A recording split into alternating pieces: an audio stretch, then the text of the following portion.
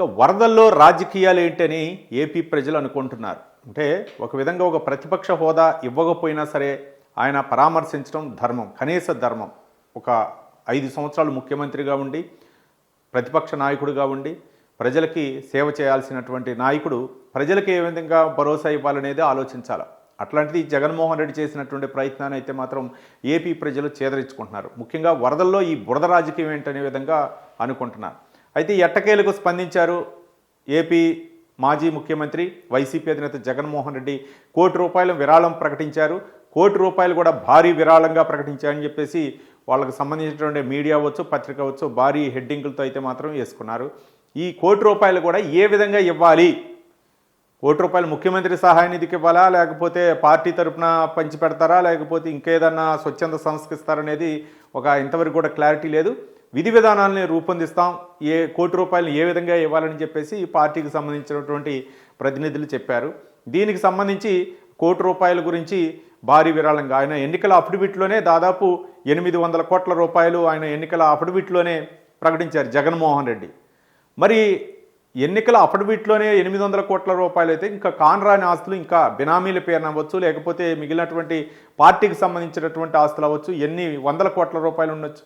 కాబట్టి ఒక ప్రతిపక్ష హోదా ఇవ్వకపోయినా మాజీ సీఎంగా ప్రజలకి పార్టీ తరఫున మేము ఇన్ని ₹1 ప్రకటిస్తున్నాం, ఇన్ని ₹1 ప్రజలకి స్థానిక అధికారులకు ఇస్తున్నాం, లేకపోతే అక్షయ ఫౌండేషన్కి ఇస్తున్నాం, ఇగో చెక్ ఇస్తున్నాం అని చెప్పేసి ఇస్తే బాగుండేది కదా. అది ఉదార స్వభావం కాదు అని చెప్పేసి చాలామంది అంటున్నారు. మరోపక్క రాజకీయ విమర్శలు కూడా ఎక్కువ అవుతున్నాయి. మీరు వచ్చిన దగ్గర నుంచి పరామర్శించింది పక్కన పెట్టి అక్కడ నుంచి విమర్శలు కూడా ఎక్కువ అవుతున్నాయి. డిప్యూటీ సీఎం పవన్ కళ్యాణ్ ఏకంగా ₹1 విరాళం ప్రకటించారు.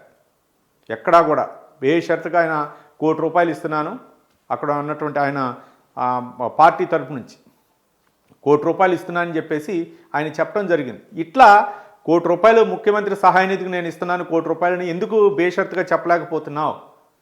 ఏంటి అడ్డంకులు ఏంటి? దీని మీద కూడా చర్చించి నిర్ణయం తీసుకొని లేకపోతే కమిటీలు వేసి ఈ విధంగా చేయాలంటే ఇది సరైన పద్ధతి కాదని చెప్పేసి ప్రజలు కూడా ఏదన్నా ఆపదలో ఉన్నప్పుడు ఆపన్న హస్తం అందించాలా.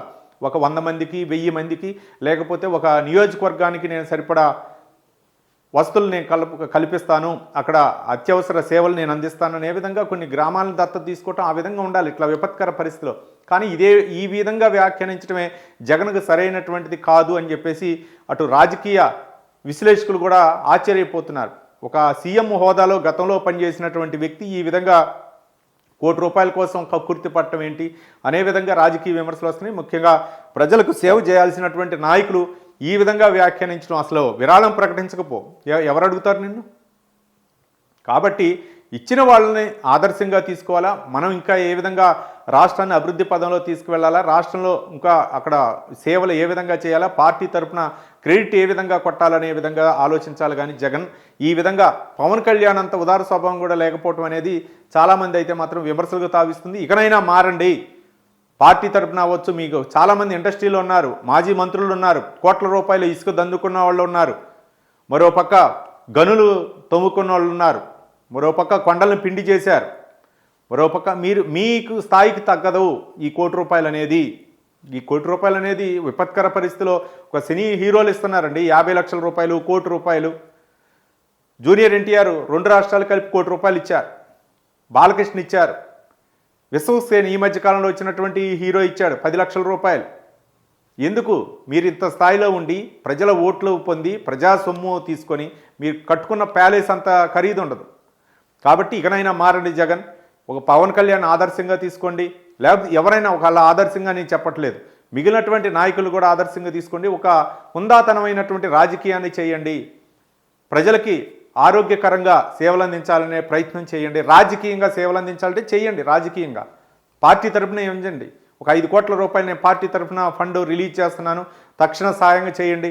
ఒక పార్టీకి లేకపోతే మిగిలినటువంటి ప్రభుత్వానికి సంబంధం లేకుండా మా పార్టీ స్వయంగా రంగంలోకి దిగి మేము సేవలు అందిస్తామని చెప్పేసి రండి. అడ్డుకునే వాళ్ళు ఎవరు లేరు కదా. మీ పార్టీ మీ కార్యకర్తలు వైఎస్ఆర్ జిల్లాలు వైఎస్ఆర్ కాలనీలు ఏవైతే ఉన్నాయో అందుట్లోనే జగనన్న కాలనీలు వైఎస్ఆర్ కాలనీలు వాటిలోనే పంచిపెట్టండి. సంతృప్తి చెందుతారు కదా కనీసం ఆ ప్రజలన్నా.